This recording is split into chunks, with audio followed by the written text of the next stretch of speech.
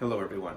In this brief episode, I want to give a short summary of some of the progress that's been made in reducing extreme poverty, very impressive progress, and also some of the challenges that remain where poverty is unevenly distributed in the world, in geographic regions in the world, and within countries for different groups.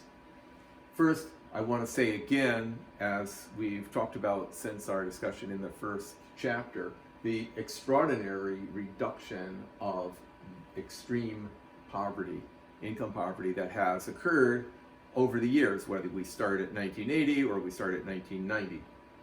And so this is reflected in our earlier discussion about having achieved the Millennium Development Goal of reducing the fraction living in income poverty, $1.25 a day as it was measured and calculated then, from 1990 to 2015. This was achieved by 2013. Less clear progress, as seen in a graph in the text, for reducing poverty among those below a somewhat higher poverty line, but some of that was movement of people from the extreme poverty group into the next highest poverty group. So that the progress has been extraordinary. Looking at this in terms of numbers of people on a regional basis, starting here in 1981, you can see that poverty in terms of numbers of people has fallen from the order of around 2 billion people to around or slightly less 1 billion people. If you think about that, it's particularly remarkable when you look at how much population in the world has increased during this period of time. So the fraction has fallen even more. Much of this reduction, as you can see, is the result of what's happened in this purple-colored region, which is East Asia. Most importantly, this is the effect of the dramatic growth and poverty reduction that we've seen in China, talked about in some detail in the Chapter 4 case study. At the beginning of this period, 1981, hundreds of millions of people were living in extreme poverty in China, 600 to 650 million people in one estimate that I saw. And this was reduced to a very small number in East Asia and in China also in this period. The light blue is found in this part of the graph, the South Asia data. Progress in South Asia in terms of numbers of people living in poverty was a little bit slower getting started. There are still many millions of people living in extreme poverty in India, hundreds of millions. However, this number is now smaller than it was before, and maybe falling now to the point where it may be below 250 million people. Finally, with respect to sub-Saharan Africa, this is the one geographic region where progress has not been made.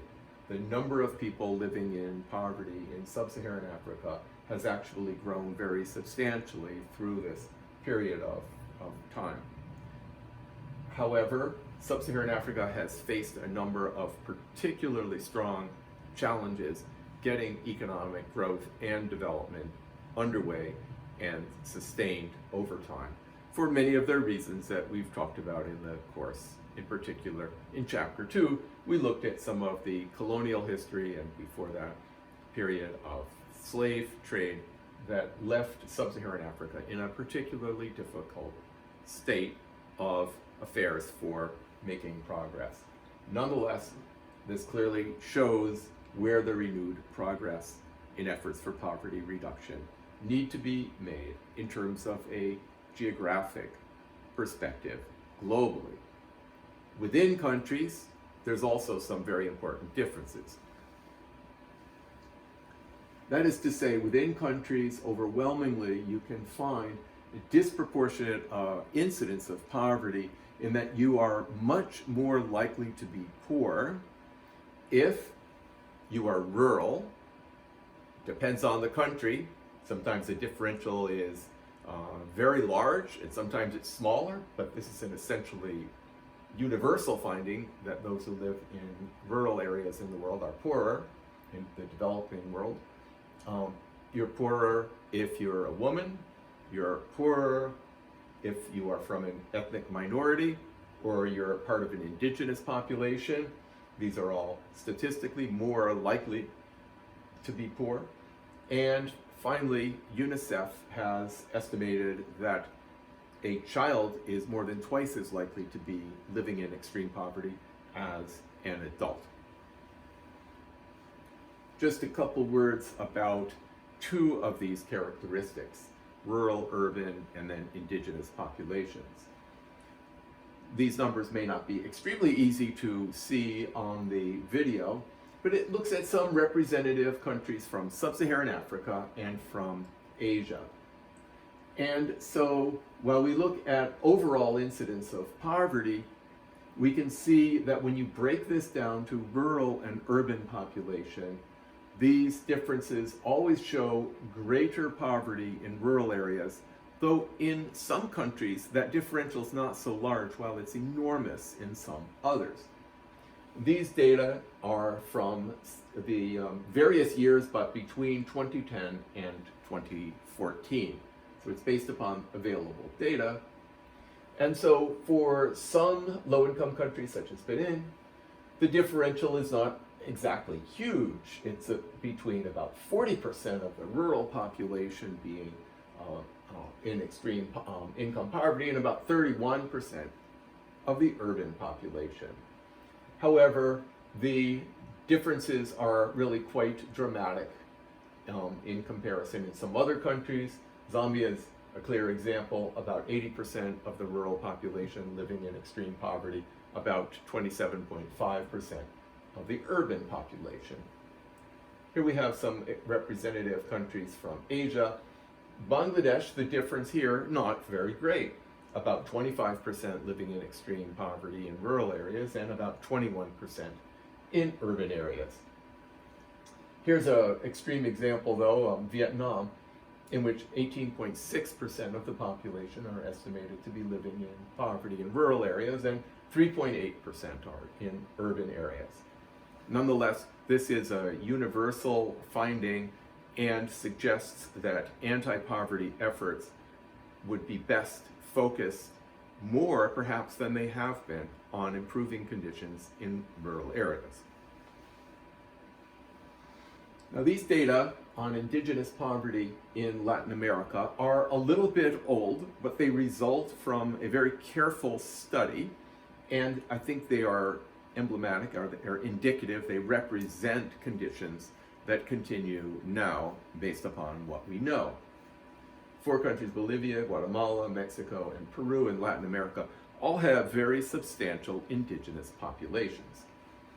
And so for each of these cases, based upon the poverty line, we find in each of these countries there was far more poverty among the indigenous population than in the non-indigenous population. These numbers differed from country to country, but for example, it was at 64% indigenous and 48% non-indigenous for the case of Bolivia. For the case of Mexico, it was quite extreme, 80% for indigenous and 18% for non-indigenous. Looking at a period of time, it was estimated how these different groups were making progress against poverty. For 3 out of these 4 countries, indigenous groups were found not to have made progress at all in terms of the percentage living in poverty, except for Guatemala, where there was a 15% drop in indigenous population, may have been attributed in part to the end of the violence of the 1980s, in which the UN declared that a genocide against indigenous people was taking place. This drop in poverty of 15% compares with a 25% for non-indigenous peoples.